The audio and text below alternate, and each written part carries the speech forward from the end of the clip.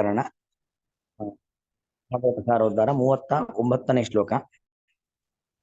ಪಿತಾಮಹ ಮೇ ಸಮರೆ ಅಮರಂಜಯೈಃ ದೇವವ್ರತಾದ್ಯಾದಿರಥೈಸ್ತಿಮಿಂಗಿಲೈಃ ದುರತ್ಯಯಂ ಕೌರವ ಸೈನ್ಯ ಸಾಗರಂ ಕೃತ್ವಾ ತರನ್ವತ್ಸಪದಂ ಸ್ಮ ಯತ್ಪ್ಲವಾಃ. ಪಿತಾಮಹಃ ಮೇ ಸಮರೆ ಅಮರಂಜಯೈಃ ದೇವವ್ರತಾದಿ ಅದು ಅಲ್ಲಿ ಬಿಡಿಸ್ಕೊಳ್ಬೇಕು. ದೇವವ್ರತಾದಿ ಅತಿರಥೈಃ ತಿಮಿಂಗಲೈಃ ದುರತ್ಯಯಂ ಕೌರವ ಸೈನ್ಯ ಸಾಗರಂ ಕೃತ್ವಾ ಅತರನ್ ವತ್ಸಪದಂ ಸ್ಮ ಯತ್ಪ್ಲವಾಃ. ಅಲ್ಲಿ ಮೇ ಪಿತಾಮಹಃ ಪರೀಕ್ಷಿತ್ ರಾಜ ಹೇಳತಕ್ಕಂಥ ಮಾತು, ನನಗೆ ಕೃಷ್ಣನ ಕಥೆಯನ್ನ ಹೇಳಿ ಅಂತ. ಆ ಕೃಷ್ಣನ ಕಥೆಯನ್ನ ಯಾಕೆ ನಾನು ಕೇಳಬೇಕು ಅನ್ನೋದಕ್ಕೆ ಪೀಠಿಕೆಯನ್ನು ಹೇಳುತ್ತಿದ್ದಾನೆ. ಕೃಷ್ಣನಿಂದ ನಾವು ಅಷ್ಟು ಉಪಕಾರವನ್ನ ಪಡೆದಿದ್ದೇವೆ. ಮೇ ಪಿತಾಮಹಃ, ಪಿತೃವಿನ ತಂದೆ ಪಿತಾಮಹ, ತಾತಂದರು. ಧರ್ಮರಾಜಾದಿಗಳೆಲ್ಲರೂ ಕೂಡ ಮೇ ಪಿತಾಮಹಃ, ನನ್ನ ಅಜ್ಜಂದಿರು ಧರ್ಮರಾಜ, ಭೀಮ, ಅರ್ಜುನ, ನಕುಲ, ಸಹದೇವ ಇವರೆಲ್ಲರೂ ಕೂಡ ಮೇ ಪಿತಾಮಹಃ ಸಮರೆ ಅಮರಂಜಯ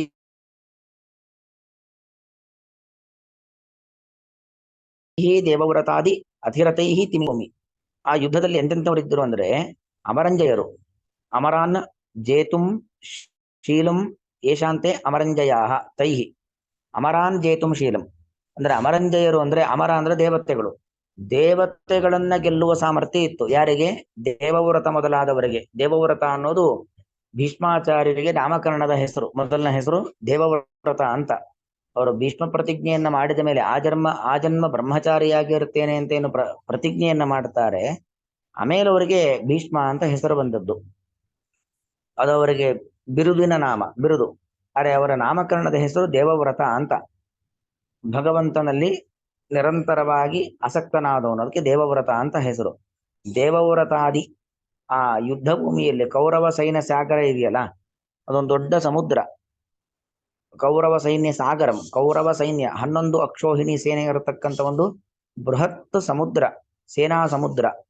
ಅಲ್ಲಿ ಎಂತೆಂಥವರಿದ್ದಾರೆ? ಬರೀ ಜನಸಂಖ್ಯೆ ಮಾತ್ರ ಇದ್ದದ್ದಲ್ಲ, ಅಮರಂಜಯರು, ದೇವತೆಗಳನ್ನ ಗೆಲ್ಲುವ ಸಾಮರ್ಥ್ಯ ಇದ್ದಂತಹ ದೇವವ್ರತನೇ ಅಂದ್ರೆ ಭೀಷ್ಮಾಚಾರ್ಯರೇ ಮೊದಲಾಗಿರ್ತಕ್ಕಂತಹ ಅನೇಕ ಪರಾಕ್ರಮಗಳಿದ್ರು. ಅತಿರಥೈಹಿ ಅಂದ್ರೆ ಅತಿರಥ, ಮಹಾರಥ, ಅರ್ಧರಥ, ಹೀಗೆ ಬೇರೆ ಬೇರೆ. ಅತಿರಥರು ಅಂದ್ರೆ ಏನು? ಮಹಾರಥ ಅಂದ್ರೆ ಒಬ್ಬನೇ ವ್ಯಕ್ತಿ 10,000 ಸೈನಿಕರ ಜೊತೆಗೆ ಹೋರಾಡುವ ಸಾಮರ್ಥ್ಯ ಇದ್ದವನು ಮಹಾರಥ. ಒಬ್ಬನೇ 10,000 ಸೈನಿಕರ ಜೊತೆಗೆ ಹೋರಾಡುವ ಸಾಮರ್ಥ್ಯ ಇರುತ್ತೆ ಅಲ್ವಾ? ಮತ್ತು ಶಸ್ತ್ರಶಾಸ್ತ್ರ ಪ್ರವೀಣಶ್ಚ, ಶಾಸ್ತ್ರವಿದ್ಯೆಯಲ್ಲೂ ಪ್ರಾವೀಣ್ಯವನ್ನ ಯಾರು ಪಡೆದಿರ್ತಾರೋ ಅವರನ್ನ ಮಹಾರಥ ಅಂತ ಕರೀತಕ್ಕಂಥವ್ರು. ಇಲ್ಲಿ ಅತಿರಥ ಇನ್ನೂ ಪರಾಕ್ರಮ. ಅತಿಕ್ರಾಂತಹ ರಥಂ ಅಥವಾ ರಥಿನಂ ಯಸ್ಯ ಸಹ ಅತಿರಥಃ ಅಂದ್ರೆ ಇನ್ನೂ ತುಂಬಾ ಏನು 10,000 ಸೈನಿಕರ ಜೊತೆಗೆ ಹೋರಾಡುವ ಸಾಮರ್ಥ್ಯಕ್ಕಿಂತಲೂ ಮೀರಿದ ಸಾಮರ್ಥ್ಯ, ಅವರು ಅತಿರಥರು ಅಂತ. ಅಥವಾ ಇನ್ನೊಂತರನು ಮಹಾರಥ ಅಥವಾ ಅತಿರಥ ಎಲ್ಲೂ ಕೂಡ ಒಂದೇ ರೀತಿಯ ಸಮಾನವಾದ ಪದ. ಅಂತೂ ಅದ್ಭುತ ಪರಾಕ್ರಮಿಗಳು ಅನ್ನೋ ಅರ್ಥದಲ್ಲಿ ಬಳಸ್ತಕ್ಕಂಥ ಒಂದು ಶಬ್ದ. ಹೀಗೆ ಅಪ್ರತಿಮನಾಗಿರ್ತಕ್ಕಂಥ ವೀರ ಇವರೆಲ್ಲರೂ ಕೂಡ. ಅವರೆಲ್ಲರೂ ತಿಮಿಂಗಿಲಗಳು. ಹೇಗೆ ಒಂದು ಸಮುದ್ರದಲ್ಲಿ ತಿಮಿಂಗಿಲ ಗಿಲೋಪ್ಯಸ್ತಿ ತದ್ಗಿಲೋಪ್ಯಸ್ತಿ ಸಾಗರೆ ಅಂತ ಅಂದ್ರೆ ಪುಟ್ಟ ಪುಟ್ಟ ಮೀನುಗಳು, ಅದನ್ನ ತಿನ್ನುವ ದೊಡ್ಡ ಮೀನು, ಆ ದೊಡ್ಡ ಮೀನನ್ನ ತಿನ್ನುವಂತ ಮತ್ತೂ ದೊಡ್ಡ ಮೀನು, ಆ ದೊಡ್ಡ ಮೀನನ್ನ ತಿನ್ನುವಂತ ತಿಮಿಂಗಿಲಗಳು, ತಿಮಿಂಗಿಲಗಳನ್ನು ನುಂಗುವಂತ ತಿಮಿಂಗಿಲ ಗಿಲಗಳು. ಹಾಗೆ ಇವರೆಲ್ಲರೂ ಕೂಡ ತಿಮಿಂಗಿಲಗಳು. ತಿಮಿಂಗಿಲಗಳು ಅಂದ್ರೆ ಎಂತಹ ಪರಾಕ್ರಮಿಗಳಿರಲಿ, ದಷ್ಟು ದೊಡ್ಡ ಪರಾಕ್ರಮಿಗಳನ್ನು ಕೂಡ ಮಣಿಸುವ ಸಾಮರ್ಥ್ಯವನ್ನು ಹೊಂದಿದ್ದಾರೆ ದೇವವ್ರತ, ದ್ರೋಣಾಚಾರ್ಯರು ಮೊದಲಾಗಿರತಕ್ಕಂತಹ ಪರಾಕ್ರಮಿಗಳು. ಹಾಗಾಗಿ ಆ ಕೌರವ ಸೈನ್ಯ ಸಾಗರ ಎಂಬುದು ದುರತ್ಯಯ. ದುರತ್ಯಯ ಶಬ್ದಕರ್ತ ಏನು? ಅತ್ಯೇತುಂ ದುಷ್ಕರಂ ಇತಿ ದುರತ್ಯಯಂ, ದಾಟಲು ಅತ್ಯಂತ ದುಷ್ಕರವಾಗಿರುವಂಥದ್ದು. ಕೌರವ ಸೈನ್ಯ ಸಾಗರವನ್ನ ದಾಟೋದು ಅಂದ್ರೆ ಏನು? ನಡ್ಕೊಂಡು ಈಚೆಯಿಂದ ಆಚೆಗೆ ಹೋಗೋದು ಅಂತ ಅರ್ಥ ಅಲ್ಲ. ಅವರನ್ನ ಯುದ್ಧ ಭೂಮಿಯಲ್ಲಿ ಮಣಿಸಿ ಒಂದು ಗೆಲುವನ್ನ ಸಂಪಾದನೆ ಮಾಡುವಂಥದ್ದು ಸಾಮಾನ್ಯವಾದ ವಿಚಾರ ಅಲ್ಲ. ಯಾಕಂದ್ರೆ ಅಷ್ಟು ದೊಡ್ಡ ಪರಾಕ್ರಮಿಗಳಿದ್ರು. ಕರ್ಣ ಇದ್ದ, ದ್ರೋಣಾಚಾರ್ಯರು, ಭೀಷ್ಮಾಚಾರ್ಯರು, ಅನೇಕ ಮಂದಿ, ಶಲ್ಯ ಮೊದಲಾಗಿರತಕ್ಕಂತಹ ಸಹಸ್ರಾರು ಮಂದಿ ಪರಾಕ್ರಮಿಗಳು ಇದ್ದಂತ ಒಂದು ದೊಡ್ಡ ಸಮುದ್ರ ಕೌರವ ಸೈನ್ಯ ಸಮುದ್ರ. ಆದರೆ ಅಂತಹ ದೊಡ್ಡ ಕೌರವ ಸೈನ್ಯ ಸಮುದ್ರವನ್ನ ವತ್ಸಪದಂ ಯತ್ ಪ್ರವಾಹ ಅಂದ್ರೆ ಯತ್ ಪ್ರವಾಹ ಕೃಷ್ಣ ಎಂಬತಕ್ಕಂಥ ಒಂದು ದೋಣಿ, ಪ್ಲವ ಅಂದ್ರೆ ದೋಣಿ ಅಂತ ಅರ್ಥ. ಕೃಷ್ಣ ಎಂಬತಕ್ಕಂಥ ಒಂದು ಯತ್ ಪ್ಲವಾಹ ಅಂದ್ರೆ ಯಹ ಕೃಷ್ಣ ಏವ ಪ್ಲವಃ, ಕೃಷ್ಣ ಏವ ಪ್ಲವಃ, ಕೃಷ್ಣನನ್ನೇ ದೋಣಿಯನ್ನ ಮಾಡಿಕೊಂಡು ಯಹ ಕೃಷ್ಣ ಯಹ ಪ್ಲವಃ ಏಷಾಂತೆ ಯತ್ ಪ್ಲವಾಹ ಅಂತ ಮಾಡ್ಕೊಳ್ಬೇಕು ಅದರನ್ನ. ಯಹ ಅಂದ್ರೆ ಯತ್ ಶಬ್ದಕ್ಕೆ ಕೃಷ್ಣ ಅಂತ ಅರ್ಥ. ಯಹ ಕೃಷ್ಣ ಏವ ಪ್ಲವಃ, ಕೃಷ್ಣನನ್ನೇ ದೋಣಿಯನ್ನಾಗಿ ಮಾಡಿಕೊಂಡು ಇವರೇನ್ ಮಾಡಿದ್ರು, ದೋಣಿಯನ್ನಾಗಿ ಮಾಡಿಕೊಂಡು ವತ್ಸಪದಂ ಕೃತ್ವ, ವತ್ಸಪದವನ್ನಾಗಿ ಮಾಡಿಕೊಂಡು ಅಂದ್ರೆ ಒಂದು ಕರು ಎಷ್ಟು ದಾಟ್ಲಿಕ್ಕಾಗತ್ತೆ, ಒಂದು ಪುಟ್ಟ ಕಾಲುವೆಯನ್ನ ದಾಟಬಹುದಷ್ಟೇ ಅಲ್ವಾ. ಕರುವಿಗೆ ನದಿಯನ್ನ, ಕೆರೆಯನ್ನ, ಸಮುದ್ರವನ್ನ ದಾಟ್ಲಿಕ್ಕೆ ಆಗೋಲ್ಲ. ಒಂದು ಕರು ಏನನ್ನ ದಾಟತ್ತೆ, ಒಂದು ಪುಟ್ಟ ಕಾಲುವೆಯನ್ನು ದಾಟತ್ತೆ. ಹಾಗೆ ವತ್ಸಪದಂ ಕೃತ್ವ, ವತ್ಸಪದ, ವತ್ಸ ಅಂದ್ರೆ ಕರು ಅಂತ ಅರ್ಥ, ವತ್ಸದ ಪದ ಅಂದ್ರೆ ಕರುವಿನ ಹೆಜ್ಜೆಯಂತೆ. ಅಂದ್ರೆ ಕರುವಿನ ಹೆಜ್ಜೆ ಎಷ್ಟು ಪುಟ್ಟದ್ದೋ ಅಷ್ಟು ಪುಟ್ಟ ಹೆಜ್ಜೆ ಸಮುದ್ರ ದಾಟ್ಲಿಕ್ಕೆ ಆಗಲ್ಲ, ಕಾಲುವೆ ಸುಲಭದಲ್ಲಿ ದಾಟ್ಬಿಡ್ಬಹುದು ಅಲ್ವಾ. ಹಾಗೆ ಅಷ್ಟು ದೊಡ್ಡ ಸೈನ್ಯ ಸಮುದ್ರವನ್ನ, ಕೌರವ ಸೈನ್ಯ ಸಾಗರವನ್ನ ನಮ್ಮ ಅಜ್ಜಂದರು ಹೇಗೆ ದಾಟಿದ್ದಾರೆ, ಕೇವಲ ಒಂದು ಕರು ಒಂದು ಕಾಲುವೆಯನ್ನ ದಾಟುವಂತೆ ಅಷ್ಟು ದೊಡ್ಡ ಸೈನ್ಯ ಸಮುದ್ರವನ್ನ ಇವರೆಲ್ಲರೂ ಕೂಡ ದಾಟಿದ್ದಾರೆ.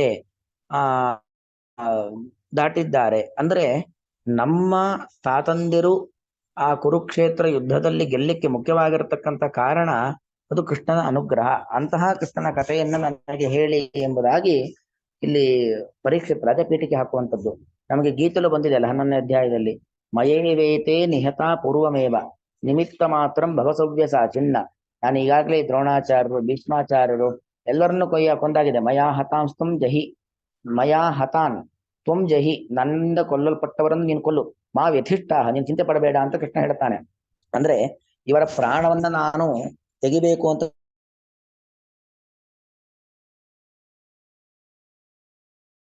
ಸಂಕಲ್ಪ ಮಾಡಾಗಿದೆ.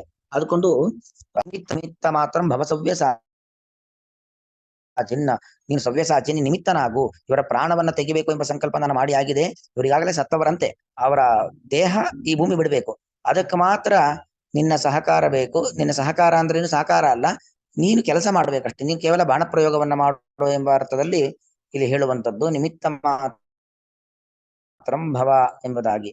ಅಂದ್ರೆ ಕೃಷ್ಣನ ಅನುಗ್ರಹ ಇಲ್ಲದೇನೆ ಅಷ್ಟು ದೊಡ್ಡ 11 ಅಕ್ಷೋಹಿಣಿ ಸೇನೆಯನ್ನ ಪಾಂಡವರು ಗೆಲ್ಲಿಕ್ಕೆ ಆಗ್ತಾ ಇರಲಿಲ್ಲ. ಗೆದ್ದಿದ್ದಾರೆ. ಅದು ಹೇಗೆ ಗೆದ್ದಿದ್ದಾರೆ, ಅತಿ ಸುಲಭದಲ್ಲಿ. ಆ ಅತಿ ಸುಲಭದಲ್ಲಿ ಗೆದ್ದಿದ್ದಾರೆ ಅನ್ನೋದನ್ನು ತೋರಿಸ್ಲಿಕ್ಕೋಸ್ಕರವಾಗಿ ವತ್ಸಪದಂ ಕೃತ್ವ ಎಂಬುದಾಗಿ ಹೇಳ್ತಕ್ಕಂಥದ್ದು. ಹೀಗೆ ಒಂದು ಕರುವಿನ ಹೆಜ್ಜೆಯಂತೆ ಮಾಡಿಕೊಂಡು ಗೆದ್ದಿದ್ದಾರೆ. ಅಂತಹ ಕೃಷ್ಣನ ಕಥೆಯನ್ನು ನನಗೆ ಹೇಳುವಂತ ಮುಂದೆ ಬರುತ್ತೆ. ಏವಂ ವಿಷ್ಣು ತೀರ್ಥರ ವಾಕ್ಯ ಓದ್ತಾ ಇದ್ದೀನಿ. ಏವಂ ಸಾಮಾನ್ಯತಃ ಸಂಕ್ಷಿಪ್ಯ ರಾಜ್ಞಾಕೃತಂ ಪ್ರಶ್ನಂ ದರ್ಶಯಿತ್ವ, ಅಂದ್ರೆ ರಾಜ ಅನ್ನಪೃಚ್ಛತ್, ಹೋಗಿ ಪ್ರಶ್ನೆ ಮಾಡ್ತಾ ಇದ್ದಾನೆ. ಏನು ಒಟ್ಟು ಪ್ರಶ್ನೆ ಮಾಡ್ದಂತ ಅಷ್ಟೇ ಬಂತಲ್ವಾ. ಏನ್ ಪ್ರಶ್ನೆ ಮಾಡ್ದ, ಸಾಮಾನ್ಯತಃ ಪ್ರಶ್ನೆ ಮಾಡ್ದ ಅಂತ ಹೇಳ್ದ, ಏನು ಅಂತ ಗೊತ್ತಿಲ್ಲ. ಸಾಮಾನ್ಯ ಮತ್ತು ವಿಶೇಷ ಅಂತ ಎರಡು. ಪ್ರಶ್ನೆ ಮಾಡ್ದ ಅಂತ ಅಷ್ಟೇ ಹೇಳಿದ್ರೆ ಪ್ರಶ್ನೆ ಮಾಡ್ದ ಅಷ್ಟೇ ಅರ್ಥ. ಸಾಮಾನ್ಯವಾಗಿ ಏನು ಪ್ರಶ್ನೆ ಮಾಡ್ದ, ಯಾವ ವಿಚಾರದಲ್ಲಿ ಅವನ ಪ್ರಶ್ನೆ ಅನ್ನೋದನ್ನ ಹೇಳಿದ್ರೆ ಅದು ವಿಶೇಷ ಪ್ರಶ್ನೆ. ಎಂ ಸಾಮಾನ್ಯತಃ ಸಂಕ್ಷಿಪ್ಯ ರಾಜ್ಞಾಕೃತಂ ಪ್ರಶ್ನಂ ದರ್ಶಯಿತ್ವ, ಪ್ರಶ್ನೆಯನ್ನ ಹೇಳಿ ವಿಶೇಷತಃ ವಿಸ್ತರೇಣ ಕೃತಂ ದರ್ಶಯತಿ, ವಿಸ್ತಾರವಾಗಿ ಅವನೇನು ಪ್ರಶ್ನೆ ಮಾಡಿದ ಅನ್ನೋದನ್ನು ಹೇಳ್ತಿದ್ದಾರೆ ಶ್ಲೋಕತ್ರಯೇಣ, ಈ ಮುಂದಿನ 3 ಶ್ಲೋಕಗಳಲ್ಲಿ.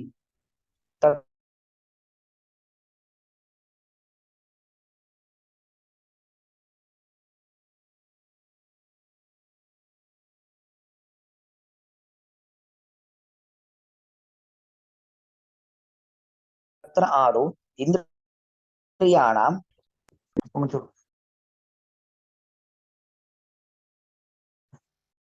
ಹರೇ ನಮಃ. ಮಧ್ಯೆ ಕಟ್ಟಾಯ್ತು. ತತ್ರ ಆದೌ ಇಂದ್ರಿಯಾಣಾಂ ಬ್ರಹ್ಮಣ ಬಹಿರ್ಮುಖತೆಯ ಇವ ವಿನಿರ್ಮಿತಾನಾಂ, ಇಂದ್ರಿಯಗಳಲ್ಲೂ ಕೂಡ ಬ್ರಹ್ಮಣ ನಿರ್ಮಿತ.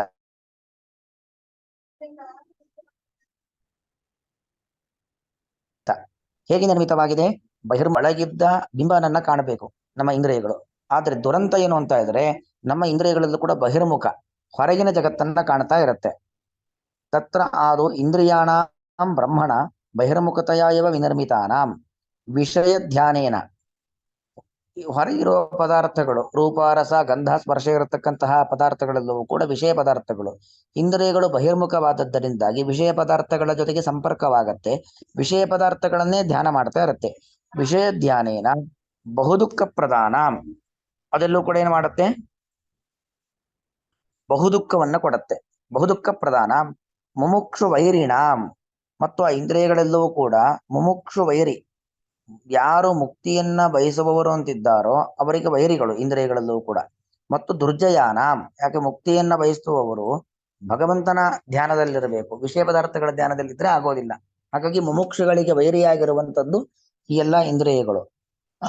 ದುರ್ಜಯಾನಂ, ಹಾಗಾಗಿ ಅದನ್ನು ಗೆಲ್ಲಿಕ್ಕಾಗೋದಿಲ್ಲ. ಕಥಂ ಜಯ ಸ್ಯಾತ್, ಅಂತಹ ಇಂದ್ರಿಯಗಳ ಜಯ ಹೇಗೆ? ಇತ್ಯಭಿಪ್ರಾಯೇಣ, ಈ ಅಭಿಪ್ರಾಯದಿಂದಾಗಿ ಸ್ವಪೂರ್ವಜ ಉಪಕಾರಿಕತೆಯ ಶ್ರೀಹರಿಂ ಸ್ತೌತಿ. ಅಂದ್ರೆ ಅವನಿಗೆ ಬೇಕಾದದ್ದು ಯಾವುದು? ಈ ಪ್ರಶ್ನೆ. ಇಂದ್ರಿಯಗಳೆಲ್ಲವೂ ಕೂಡ ಭಗವಂತ ನಿರ್ಮಾಣ ಮಾಡಬೇಕಾದ್ರೆ ಬಹಿರ್ಮುಖವಾಗಿ ನಿರ್ಮಾಣ ಮಾಡಿದ್ದಾನೆ, ಅದು ವಿಷಯ ಧ್ಯಾನದಲ್ಲೇ ಯಾವಾಗಲೂ ಆಸಕ್ತವಾಗಿರುತ್ತೆ. ಹಾಗಾಗಿ ಅದು ಮುಮುಕ್ಷುಗಳಿಗೆ ವೈರಿಯಾಗಿರುವಂಥದ್ದು, ಗೆಲ್ಲಕ್ಕೆ ಅಸಾಧ್ಯ. ಅದನ್ನು ಗೆಲ್ಲೋದು ಹೇಗೆ ಅನ್ನೋ ವಿಚಾರವನ್ನು ತಿಳ್ಕೊಳ್ಬೇಕು. ಇದು ಈ ಉಪಕಾರ ಭಗವಂತನಿಂದ ಆಗಬೇಕು, ಭಗವದ್ ಭಕ್ತರಿಂದ ಉಪಕಾರ ಆಗಬೇಕು. ಅದಕ್ಕೋಸ್ಕರವಾಗಿ ನಮ್ಮ ಪೂರ್ವಜರಿಗೆ ಭಗವಂತ ಈ ರೀತಿಯಲ್ಲಿ ಉಪಕಾರವನ್ನ ಮಾಡಿದ್ದಾನೆ ಅನ್ನೋದನ್ನ ಸ್ಮರಣೆ ಮಾಡಿಕೊಂಡು ನನಗೆ ಇಂತಹ ವಿಚಾರದಲ್ಲಿ ಸಹಕಾರವನ್ನ ಕೊಡಿ ಎಂಬುದಾಗಿ ಪ್ರಶ್ನೆ ಮಾಡತಕ್ಕಂಥ ಒಂದು ಸಂದರ್ಭ.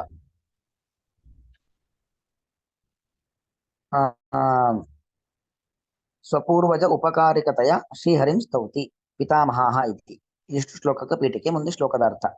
ಮಮ ಪಿತಾಮಹಾಹ ಧರ್ಮಾದಯ, ಧರ್ಮರಾಜ ಮೊದಲಾಗಿರತಕ್ಕಂಥವ್ರು. ಪಿತಾಮಹ ಅಂದ್ರೆ ತಾತಂದರು. ಯಹ ಕೃಷ್ಣ, ಅಲ್ಲಿ ಯತ್ಪ್ಲವಾಹ ಅಂತಿದೆ ಕೊನೆಗೆ. ಕೃತ್ವಾ ತರನ್ ವತ್ಸ ಪದಂ ಸ್ಮ ಯತ್ಪ್ಲವಾಹ, ಅದಕ್ಕೆ ಯತ್ಪ್ಲವಕ್ಕೆ ಅರ್ಥ ಹೇಳ್ತಿದ್ದಾರೆ. ಯಹ ಕೃಷ್ಣ ಏವ ಪ್ಲವಃ, ಕೃಷ್ಣನೇ ಒಂದು ಪ್ಲವ. ಪ್ಲವ ಶಬ್ದಕ್ಕೆ ಈಕ್ವಲ್ಸ್ ಉಡುಪ ಅಂತ ಅರ್ಥ, ದೋಣಿ ಅಂತ ಅರ್ಥ. ಯೇಷಾಂ ತೇ ತಾದೃಶಾಹ ಭೂತ್ವ, ಕೃಷ್ಣನನ್ನೇ ದೋಣಿಯನ್ನಾಗಿ ಮಾಡಿಕೊಂಡು, ತಾದೃಶಾಹ ಭೂತ್ವ ಯುದ್ಧೆ ಅಮರಾನಪಿ ಜಯಂತಿ ಇತಿ ತಾದೃಶೈ, ದೇವತೆಗಳನ್ನು ಕೂಡ ಗೆಲ್ಲುತ್ತಾರೆ ಅಂತವರೊಂದಿಗೆ. ದೇವವ್ರತ ಅಂದ್ರೆ ಯಾರು? ಭೀಷ್ಮ. ಸಹ ಏವ ಆದ್ಯ ದೇವವ್ರತಾದ್ಯೈ ಅಂತೆ, ದೇವವ್ರತಃ ಆದ್ಯ ಯೇಷಾಂತೆ ದೇವವ್ರತಾದ್ಯ, ಅಥವಾ ದೇವವ್ರತಃ ಆದಿ ಯೇಷಾಂತೆ ದೇವವ್ರತಾದ್ಯ, ದೇವವ್ರತನೇ ಮೊದಲಾಗಿ ಇರುವವರು. ಯೇಷಾಂ ಅತಿರಥಾನಾಂ, ಅವರೆಲ್ಲರೂ ಕೂಡ ಮಹಾಪರಾಕ್ರಮಿಗಳು. ತೈಹಿ ತದ್ರೂಪೈಹಿ ತಿಮಿಂಗಿಲೈಹಿ, ಅಂತಹ ಒಂದು ತಿಮಿಂಗಿಲಗಳು, ಆ ಕೌರವ ಸೈನ್ಯ ಸಾಗರದಲ್ಲಿ ಇದ್ದಂತಹ ಇಂತಹ ತಿಮಿಂಗಿಲಗಳು ಇದ್ವು. ತಿಮಿಂಗಿಲೈಹಿ ತನ್ನಾಮಕೈಹಿ ಮತ್ಸ್ಯ ವಿಶೇಷೈಹಿ ವಿದ್ಯಮಾನೈಹಿ, ಹೀಗೆ ಭೀಷ್ಮ ದ್ರೋಣ ಮೊದಲಾಗಿರ್ತಕ್ಕಂಥ ಮೀನುಗಳು ಅಂದ್ರೆ ಯಾರಲ್ಲಿ? ಸೈನಿಕರು.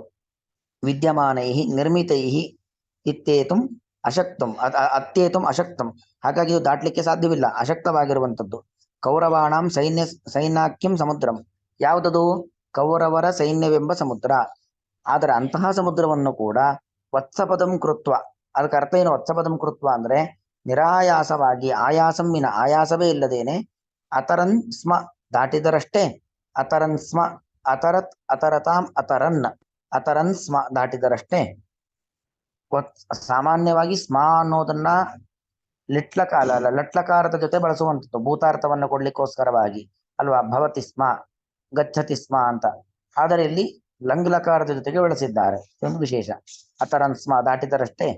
ವತ್ಸಪದ ಸದೃಶಂ ಕೃತ್ವ ಇತಿ ಅವಯವಾರ್ಥ ವಿವಕ್ಷಾಯಾಂ ಯತ್ ಪದಾರ್ಥಸ್ಯ ಪ್ಲವತ್ವಕಥನಂ ನ ಸ್ವರಸಂ. ಅರೆ, ಇವರು ಒಂದು ವಿಚಾರವನ್ನು ಹೇಳ್ತಾರೆ.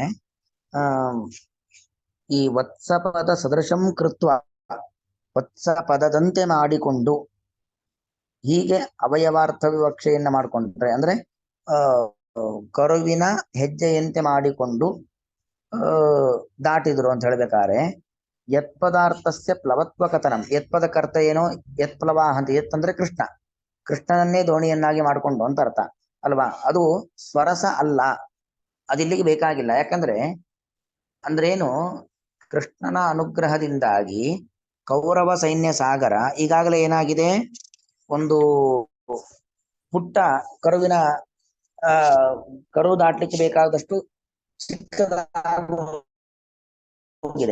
ಮತ್ತೆ ಕೃಷ್ಣ ಬೇಕಾ ಅಲ್ಲಿ? ಮತ್ತೆ ದೋಣಿ ಬೇಕಾ? ಅಂದ್ರೆ ಒಂದು ಪುಟ್ಟ ಕಾಲುವೆಯನ್ನ ದಾಟ್ಲಿಕ್ಕೆ ದೋಣಿ ಬೇಕು. ಕೃಷ್ಣನ ಅನುಗ್ರಹದಿಂದ ಈಗಾಗಲೇ ಪುಟ್ಟ ಕಾಲುವೆ ಆಗೋಗಿದೆ. ಹಾಗಾಗಿ ಮತ್ತ್ಯಾಕೆ ಬೇಕು, ಹಾಗಾಗಿ ಇದು ಬೇಕಾಗಿಲ್ವಲ್ಲ ಅಂತ ಇವರು ವ್ಯಾಖ್ಯಾನವನ್ನು ಮಾಡಿದ್ದಾರೆ. ಆದ್ರೆ ಬೇರೆ ಬೇರೆ ವ್ಯಾಖ್ಯಾನಕಾರರು ಸರಿನೇ, ಅಂದ್ರೆ ಅವರು ಅನಾಯಾಸದಿಂದ ದಾಟಿದರು.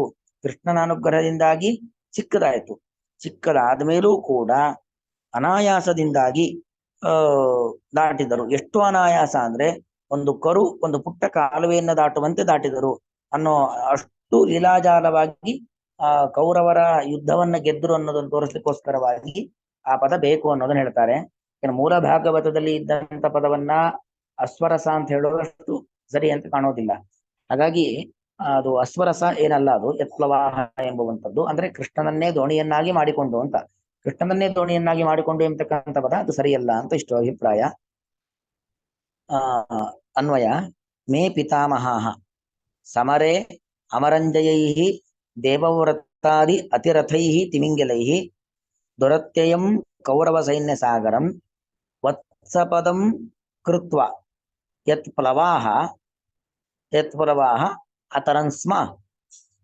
ಅಂದ್ರೆ ಸೈನ್ಯ ಸಾಗರವನ್ನ ವತ್ಸಪದವನ್ನಾಗಿ ಮಾಡಿಕೊಂಡು ಯತ್ ಪ್ಲವಾಹ ಅಂದ್ರೆ ಮೊದಲು ವತ್ಸಪದವನ್ನಾಗಿ ಮಾಡಿಕೊಳ್ಳೋದು, ಆಮೇಲೆ ಯತ್ ಪ್ಲವಾಹ ಯಾವ ಕೃಷ್ಣನೆಂಬ ದೋಣಿಯಿಂದಾಗಿ ಅತರನ್ ಸ್ಮ ದಾಟಿದರಷ್ಟೇ ಹಾಕ್ತಗೊಳ್ಬೇಕು.